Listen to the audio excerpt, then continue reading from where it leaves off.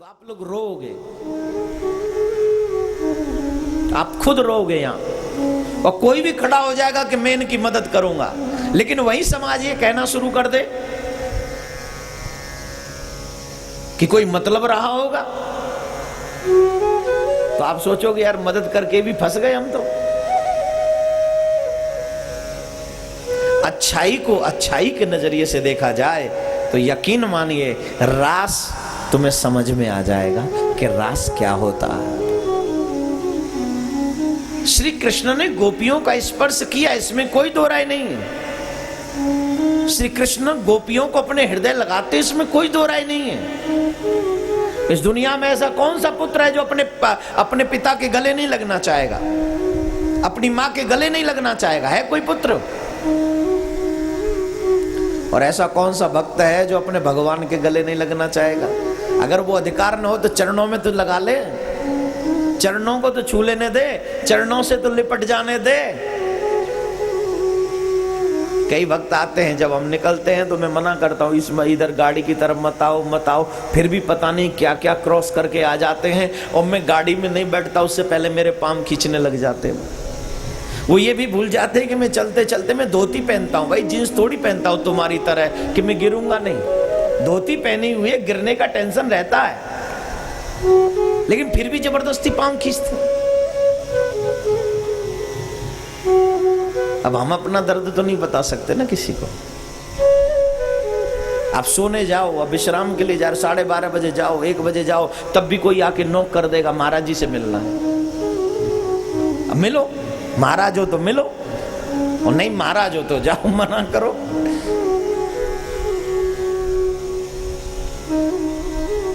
भगवान की विशेषता क्या है? वो 24 घंटे अपने परमात्मा जो है अपने भक्तों से मिलने के लिए तैयार रहता है, और जो भगवान का स्वभाव होता है वही धीरे धीरे उनके अनुयायियों का भी स्वभाव हो जाता है। वही स्वभाव धीरे धीरे उनके प्रेमियों का हो जाता है मेरे प्यारे, वही स्वभाव। और हमारे गुरुजी तो कहते हैं सच्चा चेला वही जो अपने गुरु के स्वभाव को अपना ले, सच्चा भक्त वही जो अपने भगवान के स्वभाव को अपना ले। तो हमें भी चाहिए कि हम अपने परमात्मा, गोपियां चाहती हैं। अब ये भगवान ने महाराज क्यों किया? महाराज क्यों किया जानते हो? मैं बताता हूं। एक समय की बात है, कामदेव देवर्षि नारद से मिले, और कामदेव ने देवर्षि नारद से कहा कि महाराज आपको देखकर मेरी इच्छा हो रही है कि मैं आपसे युद्ध करूं। देवर्षि नारद बोले कदापि, कभी नहीं। मैंने एक बार आपसे युद्ध किया था तो आपने मुझे बंदर बना दिया, मैं बंदर बना दिया आपने मुझे। याद है कब? रामायण में मोहिनी के चक्कर में भगवान नारायण ने उनको बंदर बना दिया। तो बोले हम महाराज अब आपसे युद्ध नहीं कर सकते। तो देवर्षि नारद से कामदेव बोले अगर आप हमसे युद्ध नहीं कर सकते तो हमसे जो युद्ध करे ऐसा योद्धा बताओ, हमसे जो युद्ध कर सके ऐसा योद्धा बताओ। नारद जी बोले आज तेरा इलाज सही करवा दूंगा, आज ऐसा इलाज करवाऊंगा कि आज के बाद तू किसी साधु संत को परेशान नहीं करेगा। अभी स्वामी जी कह रहे थे ना, परित्राणाय साधु नाम। भगवान प्रकट क्यों होते हैं?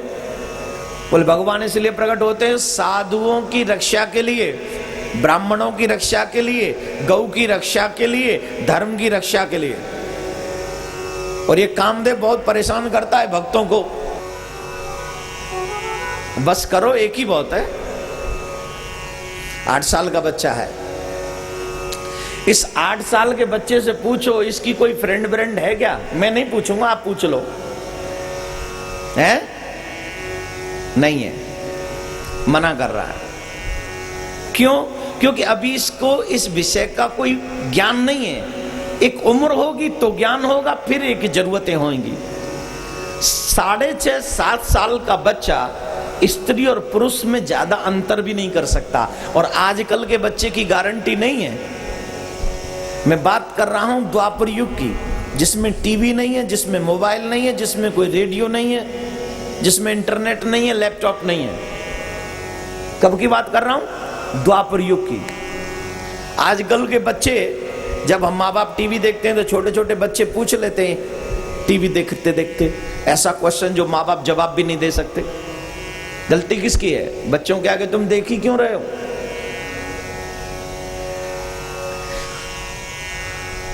एक 6.5-7 साल का बच्चा जो इस विषय को जानता ही नहीं, वो परम पिता परमात्मा सर्वेश्वर श्री कृष्ण अनंत कोटि गोपियों के मध्य में अकेले कृष्ण है, अकेले पुरुष है।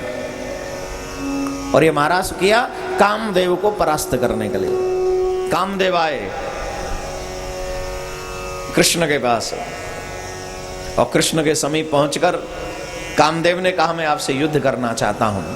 कृष्ण बोले मैं तो छोटा सा हूं भैया, मुंह पे युद्ध करवो आवे ही ना, मैं युद्ध ना कर सकूं, मैं तो बहुत छोटा हूं, मैं तो जानू ही ना हूं युद्ध कायते के हैं।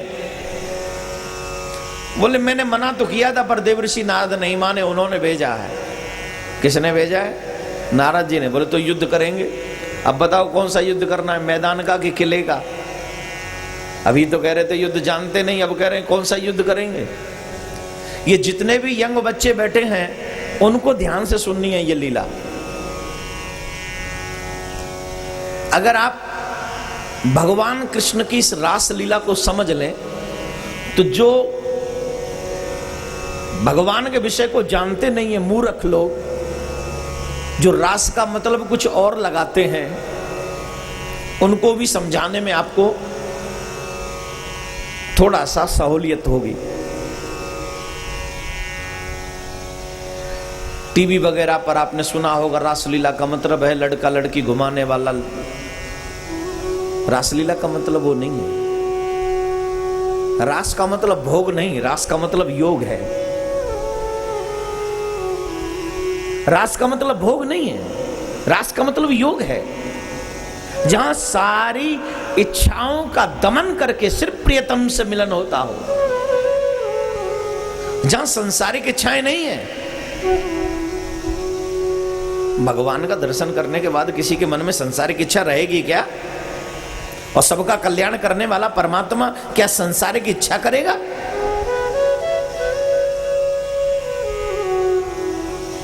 कामदेव से कहा कौन सा युद्ध करोगे? बोले मैदान का युद्ध करेंगे। बोले शरद पूर्णिमा के दिन आ जाना, महाराज करेंगे। अनंत कोटि गोपियां होंगी और हम अकेले पुरुष होंगे। गोपी अनेक होंगी और पुरुष हम अकेले होंगे।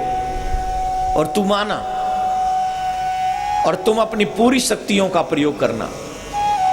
अगर तुमने मेरे हृदय में काम शक्ति जागृत कर दी तो तुम्हारी विजय, और अगर नहीं कर सके तो मेरी विजय। शरद पूर्णिमा को रास करेंगे। कामदेव चले गए। कामदेव को बुलाया रात्रि के समय। शास्त्र ऐसा कहते हैं जवान बेटी के साथ कभी अकेले पिता को भी नहीं रहना चाहिए रात्रि के समय। भाई बहन को कभी अकेले रात्रि के समय नहीं रहना चाहिए, इतना प्रबल है काम। जिसके उदाहरण आप लोगों ने टीवी चैनलों पर सुने होंगे, मुझे ज्यादा डिस्कस नहीं करना है इस विषय में। बहुत ही प्रबल है कामदेव, बहुत ज्यादा। भगवान ने जानबूझ के कहा कि शरद पूर्णिमा के दिन आओ, मैं अकेला पुरुष होऊंगा और सब गोपियां होंगी, स्त्रियां होंगी। कहीं बाद में ये न कह दे आपने मुझे दिन में बुला लिया था, कहीं ये बाद में न कह दे वहां और भी पुरुष थे, कहीं कुछ और न कह दे। इसलिए भगवान ने सब कुछ उसी के पक्ष में दिया। रात्रि होगी, अनेकों एक से एक सुंदर स्त्री होगी, गोपियां होंगी और मैं अकेला पुरुष होऊंगा और कोई डिस्टरबेंस भी नहीं होगा सिवाय तुम्हारे। श्री कृष्ण ने युद्ध की तैयारी की। जब कामदेव चले गए तो कन्हैया ने बांसुरी बजाई। बांसुरी किस लिए? बोले गोपियों को बुलाने के लिए। जब जब कन्हैया बांसुरी बजाते हैं गोपी बेचैन हो उठती है। गोपी कृष्ण से मिलने के लिए दौड़ पड़ती है। गोपी कौन है? जो कृष्ण का नाम सुने और बाबरी हो जाए। गोपी कौन है? जिसको पता चले कि यहां मेरे प्रियतम की कथा होने वाली है तो वो फिर घर में रुकती नहीं है। एक बच्चे ने पत्र लिखा मुझे, उस पत्र में लिखा कि महाराज जी आपकी कथा कानपुर में हो रही है, ये सुनकर हम घर में रुक नहीं सकते। हालांकि हमारे घर वाले नहीं चाहते कि हम आकर यहाँ कथा सुने, पर फिर भी हमारा मन घर में नहीं लगता, इसलिए हम बिना माँ बाप को बताए हुए आकर बैठ जाते हैं।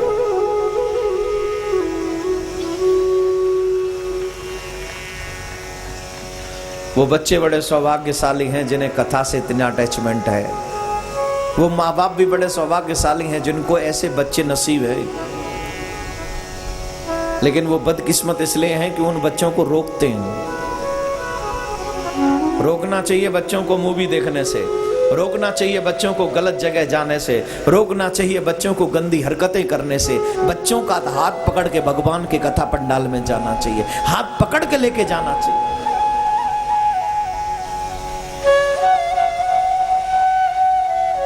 साथ में लेके जाओ ना, आप भी आओ, आप भी सुनो। वरना कामी व्यक्ति को स्त्री प्रिय है, लोभी व्यक्ति को धन प्रिय है, वैसे ही भक्तों को अपना कृष्ण प्रिय है। गोपी वो जो कृष्ण के बिना न रह सके, गोपी कृष्ण रस पी, गोपी पिबत भागवतम रसमालयम,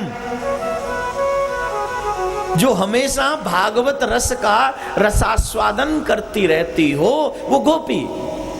पिबत भागवतम, और ये रस ऐसा है जो किसी से क्या होती है, वो जो निकालने वाली, वो जूस निकालने वाली होती है, मशीन होती, ये रस उससे नहीं निकलता है। ये रस वाणी का रस है, श्रवणों का रस है। कोई गुठली नहीं है, कोई छिलका नहीं है, पका पकाया रस है, स्वादिष्ट, सुगर नहीं डालनी, खट्टा नहीं है, अपार मीठा है। इतना मीठा है कि एक बार किसी को इस रस की आदत पड़ जाए तो वो घर में बैठ ही नहीं सकता। और अगर घर में बैठ जाओ तो इसका मतलब तुमने इस रस का रस चखा ही नहीं।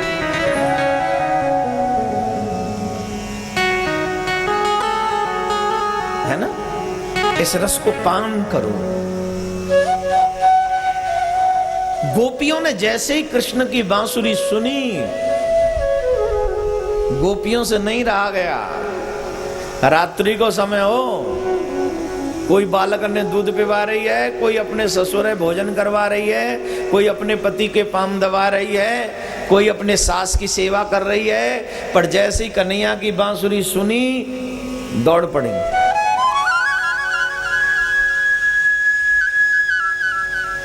दौड़ी, इसलिए बोले कृष्ण से मिलने के लिए, अपने प्रियतम से मिलने के लिए, अपने पिया से मिलने के लिए दौड़ पड़ी वो ब्रज की गोपी। कंडीशन क्या है, दशा क्या है? बोले कोई उल्टे वस्त्र पहन के, कोई काजल अधरों पे लगा के, कोई लाली आंखों में लगा के।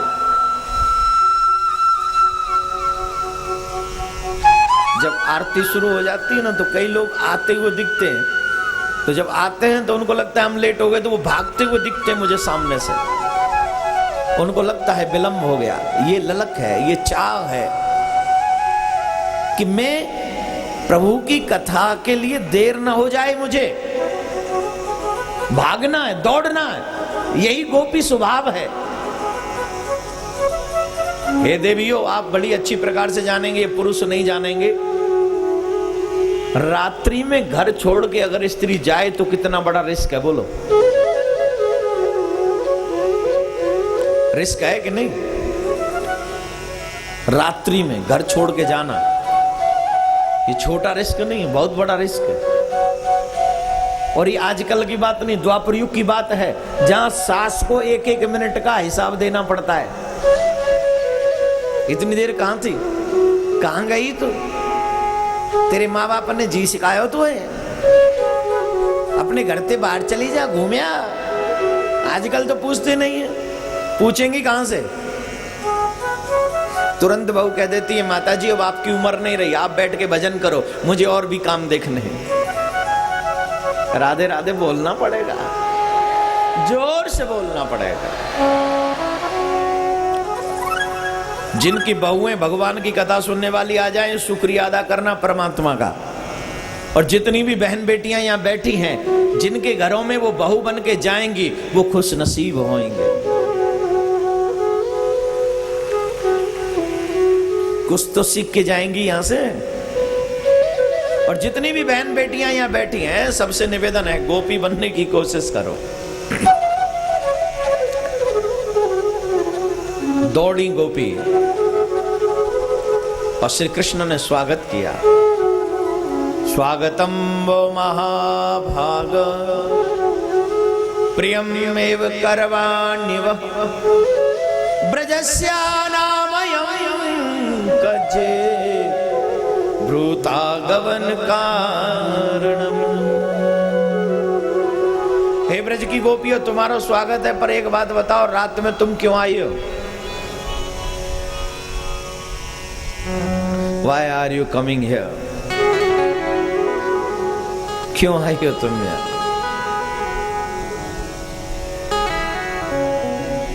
गोपियां कहती हैं, हे कृष्ण, हर घड़ी याद तेरी आए।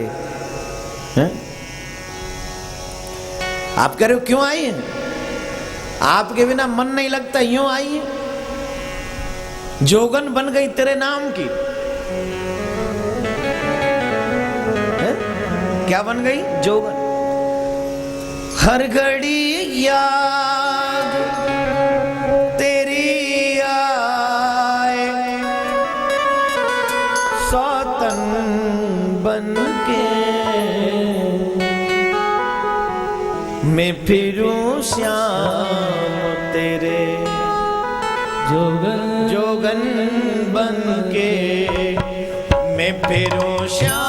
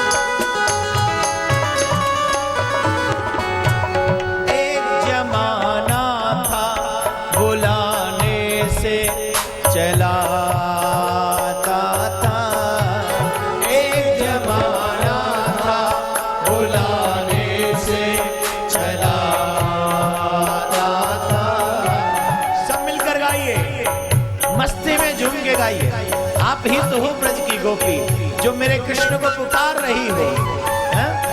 एक जमाना था बुलाने से चला आता था, मुझको कण कण में तेरा चेहरा नजर आता था, मुझको कण कण में तेरा चेहरा नजर आता था।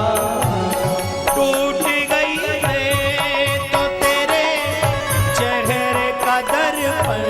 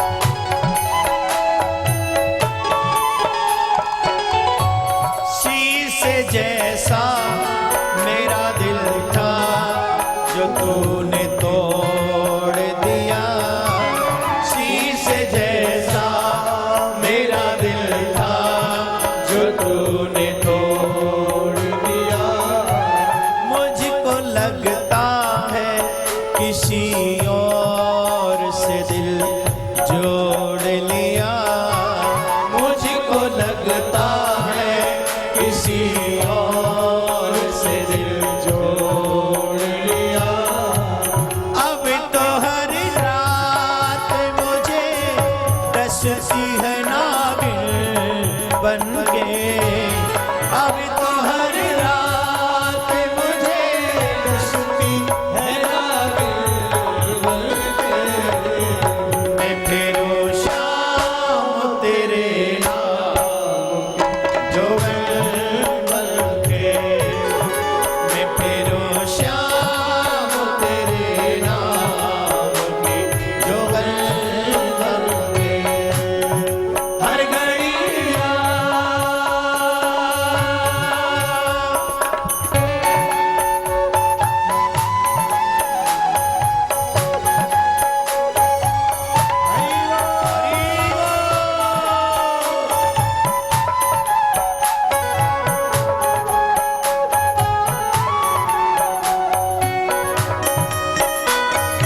प्यारे की जय हो।